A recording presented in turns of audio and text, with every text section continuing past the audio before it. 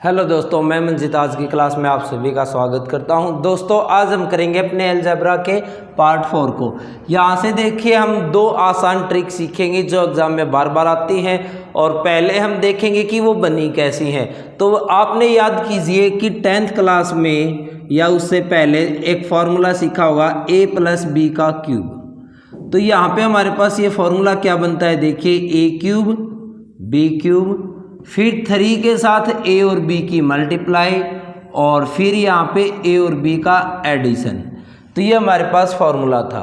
इसी से हम एक आसान ट्रिक बनाएंगे, देखिए कैसे कि यहाँ पे अगर मैंने कहा a की वैल्यू x है और b की वैल्यू हमारे पास है 1/x, फिर अगर यहाँ पे मैं क्यूब लगाऊं तो यहाँ पे क्या होगा, पहले टर्म का क्यूब ये सेकेंड टर्म का क्यूब बन जाएगा।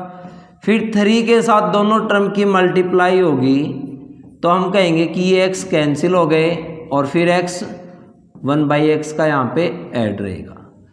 फिर यहाँ पे देखिए कि हमारे पास क्वेश्चन क्या आता है कि x + 1/x आपको गिवन होता है a और आपको फाइंड आउट करना होता है x³ + 1/x³।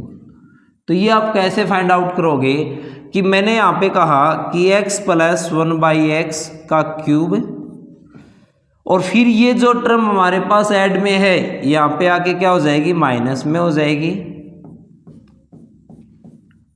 और यहाँ पे क्या रहेगा, अकेला x³ + 1/x³। अब देखिए x + 1/x किसके इक्वल था, a के। तो यहाँ पे मैं वैल्यू पुट करूँगा a³ हो गया, फिर -3 इंटू ये पूरा किसके इक्वल है हमारे पास, a के। तो यहाँ पे हमने सीखा कि जब भी आपको ये फाइंड आउट करना हो तो क्या करना है, जो भी नंबर गिवन है उसका क्यूब करके 3 गुना माइनस कर देंगे। तो ये हमेशा याद रखिए कि क्यूब करके यहाँ पे क्या करेंगे, उसी नंबर का 3 गुना माइनस कर देंगे। आज के यहीं से हम क्वेश्चन सीखने वाले हैं। ये आपकी ट्रिक बनेगी कि क्या गिवन है और क्या फाइंड आउट करना है। तो चलिए आज के क्वेश्चन करते हैं इसी के ऊपर। पहला क्वेश्चन देखते हैं हमारे पास क्या दे रखा है। यहाँ पे दे रखा है x + 1/x 4 के इक्वल, दूसरे क्वेश्चन में 5 के इक्वल है और तीसरे में 2 के इक्वल है। तो पहले दो क्वेश्चन मैं आपके साथ करता हूँ, तीसरा आप घर पे कीजिए। चलिए देखते हैं हमारे पास पहले क्वेश्चन में क्या है। हमारे पास x + 1/x इक्वल है यहाँ पे 4 के, क्यूब निकालना है हमें।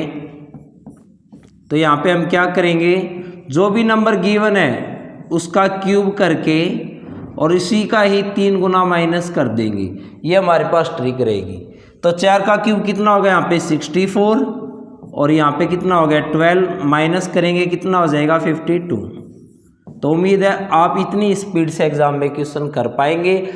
चलिए सेकंड पार्ट और करके देखते हैं। यहाँ पे हमारे पास क्या दे रखा है 5, तो क्या करेंगे 5 का क्यूब और फिर 5 का 3 गुना माइनस कर देंगे, कितना हो जाएगा 125 और 125 में से 15 माइनस कर देंगे तो यहाँ पे कितना बचेगा 110।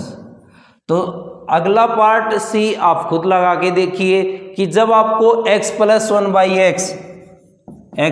1/x गिवन है 2 के, तो यहाँ पे x³ + 1/x³ क्या होगा।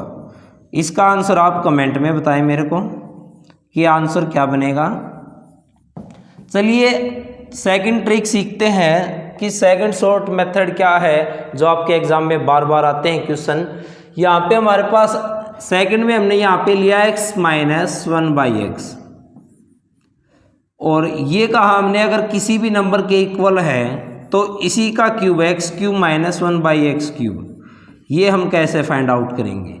तो इसके लिए यहाँ पे हमने क्या तरीका बनाया है कि जो भी नंबर है इसका क्यूब करके और इसी का ही 3 गुना ऐड कर दो। अगर आप कहें कि ये बने कैसे हैं तो हमारे पास एक फार्मूला और था, देखिए क्या, a - b का क्यूब। इस फार्मूले की हेल्प से आप इस ट्रिक को बना पाओगे। क्या था हमारे पास a³ - b³ -3ab इंटू में a - b। इस फार्मूले से ही हमारी ये ट्रिक बनी है जो कि आपको याद रखनी है। अब देखिए हमारे पास गिवन क्या है, पहले 5 गिवन है तो 5 का क्यूब करेंगे यहाँ पे क्या हो जाएगा 125, फिर 5 का 3 गुना करेंगे क्या हो जाएगा 15, और दोनों को ऐड करेंगे यहाँ पे कितना हो जाएगा 140, आंसर बन जाएगा। दूसरा पार्ट करें, अगर 9 लें तो क्या होगा, 9 का क्यूब करेंगे 729, और फिर 9 का 3 गुना क्या हो जाएगा 27, और इनका ऐड करेंगे यहाँ पे कितना हो जाएगा 16, ये हो गया 5 और ये 7। तो उम्मीद है आप इसी स्पीड से बना पाएंगे पेपर में। ये आप कमेंट में बताइए सी पार्ट का आंसर क्या बनेगा। चलिए इन्हीं दोनों को मिला के क्वेश्चन और बनाया है हमने, उसको भी कर लेते हैं। यहाँ पे क्या कहा कि x² + 1/x² गिवन है, और अब की बार यहाँ पे पहले पार्ट में x³ + 1/x³ निकालना है, और दूसरे पार्ट में x³ - 1/x³ निकालना है। तो सोचिए ज़रा 1 मिनट के लिए कि आप क्या तरीका अपनाना चाहेंगे। कि जब आपको ये निकालना है ना, तो आपके पास क्या होना चाहिए, x + 1/x की वैल्यू होनी चाहिए।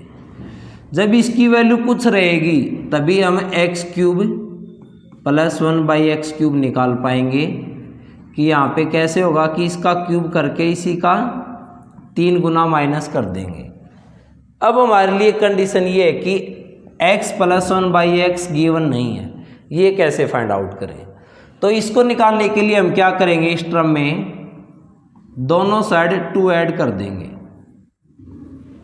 अगर मैं 2 ऐड कर दूं तो यहाँ पे कितना हो जाएगा 121, और ये जो पूरा है ये क्या बनेगा x + 1/x का स्क्वायर बन जाएगा, और यहाँ पे ये किसका स्क्वायर होगा 11 का स्क्वायर होगा। तो यहाँ पे मैं कहूँगा कि a की वैल्यू क्या आ गई 11 आ गई है।